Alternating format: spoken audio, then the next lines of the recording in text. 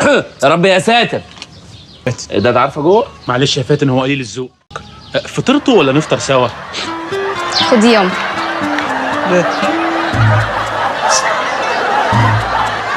يا نعم. هي ده عارفه بتقرا الفنجان؟ طبعا.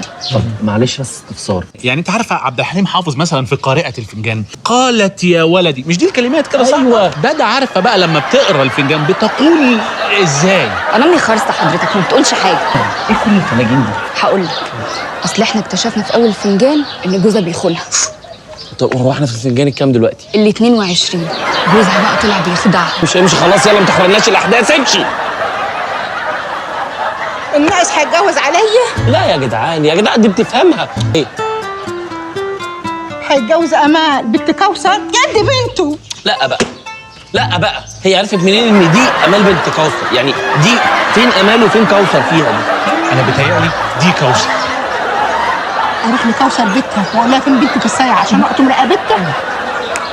يا حاجه، يا حاجه بتقول لك مزنوقه مزنوقه، عايزه تدخل الحمام. تعالي يلا. الحمد لله، الحمد لله الست طلعت بتهيس، مش انا اللي غبي. كده غبي.